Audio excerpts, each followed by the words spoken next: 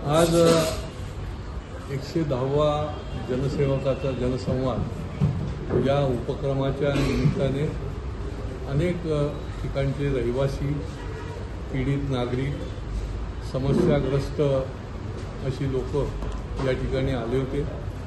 विशेष करून हे इन्व्हेस्टमेंट कंपन्या ज्या आहेत ज्याच्यामध्ये अनेक प्रकारच्या घोटाळा झालेला आहे, त्यांनी अनेक लोकांना देशोधडीच लावलेलं आहे।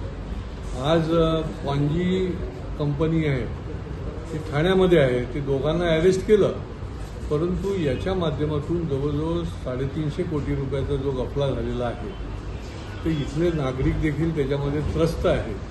कारण की करोडो रुपयाची इन्व्हेस्टमेंट जी आहे ती त्या कंपनीत केली आणि त्या कंपनीने यांची फसवणूक केली आहे। ईओडब्ल्यूशी ही माझी चर्चा झाली। ईओडब्ल्यूने जी काही कारवाई करायची होती ती केलेली जरी असली, प्रॉपर्टी जरी ताब्यात घेतलेली असली तरी याला दिरंगाई होते आणि ती दिरंगाई टाळण्याकरता गृहसचिव आणि शासन यांच्याकडे माझ्या माध्यमातून मी पाठपुरावा करणार आहे। कारण की लोकांना 20-20 वर्ष त्यांची जी काही रक्कम अडकलेली आहे ती प्रॉपर्टी विकल्यानंतर त्यांना ती जी मिळायला पाहिजे ती मिळत नाही आणि त्याच्यामुळे जलद गतीने कसं होईल याच्यावर देखील लक्ष देणे गरजेचं आहे। तसंच सागर इन्व्हेस्टमेंट कंपनी जी आहे याच्यामध्ये 10 जिल्ह्यातले लोक अडकलेले आहेत आणि हजारो लोक त्याच्यात अडकलेले आहेत। जवळजवळ 850 कोटी रुपयाची ही मोठा घोटाळा त्या कंपनीने केलेला आहे। लोकांना अरेस्ट केलं जातं, परंतु त्यांची प्रॉपर्टी तातडीने ताब्यात घेऊन ती विकून ती पुन्हा इन्व्हेस्ट करणाऱ्या लोकांना देणं हे फार मोठं लांबलचक आणि खूपच वेळखाऊ काम होतं।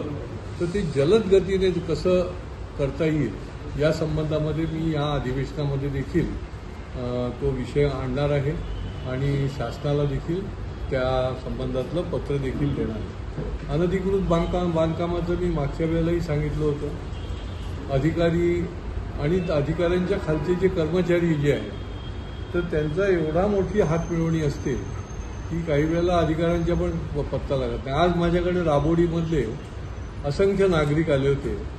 दिसतंय त्या ठिकाणी अनधिकृत बांधकाम प्रत्यक्ष चालतंय हे दिसतंय आणि तरी देखील अधिकारी येऊन गेल्यानंतर देखील ते बांधकाम चालू राहतं। म्हणजे ही कुठली दहशत आली, ही कुठल्या प्रकारे अधिकाऱ्यांचा काही त्याच्यावर कुठल्याही प्रकारचा अंकुश राहिलेला नाही आणि त्याचं कारण आहे की अनधिकृत बांधकाम करणारे आणि या सगळ्या लोकांची हात मिळवली आणि त्याच्यामुळे आज त्यांनी दानपेटीच आणली होती की अधिकाऱ्यांना जर पगार पुरत नसेल तर त्यांना पैसे देण्याकरता आम्ही पैसे देतो, परंतु हे अनधिकृत बांधकाम थांबवा। म्हणजे खरं म्हणजे ही शर्मेने मान खाली घालण्यासारखी ठाणे महापालिकेला ही केस आहे की आता नागरिक उघडपणे त्या ठिकाणी कटोरा फिरवायला लागले आणि त्यांना त्याच्यामध्ये दानपेटीमध्ये पैसे टाकायला लागले आणि ते पैसे ज्यांना पगार पुरत नाही म्हणून त्यांना द्यायची पाळी येत असेल तर हे अत्यंत संतापजनक पण आहे, खूप दुर्दैवी आहे ठाण्यासारख्या शहराला। आणि महापालिकेतले अधिकारी जर अशा पद्धतीने करत नसतील त्यांच्यावर कठोर कारवाई करावी। या बांधकामाच्याबद्दल मी देखील समोर त्यांच्या निदर्शनास आणलं होतं। ताबडतोब त्यांनी त्याच्यावर कारवाई करणं आवश्यक होतं आणि त्याच्यामुळे हे अनधिकृत बांधकामाचा विषय जो आहे हा अत्यंत गंभीर आहे।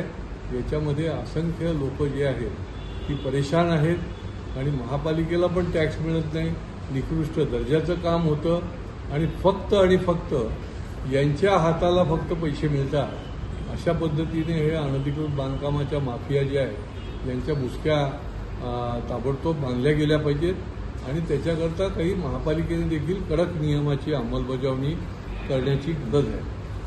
मुंब्रा आणि कळव्याच्या लोकांची टोरंट वीज कंपनीच्या बाबतीमध्ये देखील आक्षेप आहेत। त्याच्या संबंधीमध्ये देखील आम्ही कळव्याला ज्यांचे तक्रारदार आहेत आणि टोरंट कंपनीचे अधिकारी यांची देखील बैठक घेण्याचा आम्ही ठरवलेलं आहे। बाकी नेहमीच्या पद्धतीने पाण्याचे विषय असतील, काही प्रवेशाचे विषय आहेत, काही महापालिकेतल्या अधिकाऱ्यांच्या संबंधी हे कामगारांचे जे प्रलंबित विषय होते काही सुटले तर त्यांनी देखील त्या ठिकाणी आभाराचं पत्र आणून दिलेलं आहे SRAच्या संबंधामध्येही काही विषय होते, ते देखील आज लोकांनी आणून दिले होते.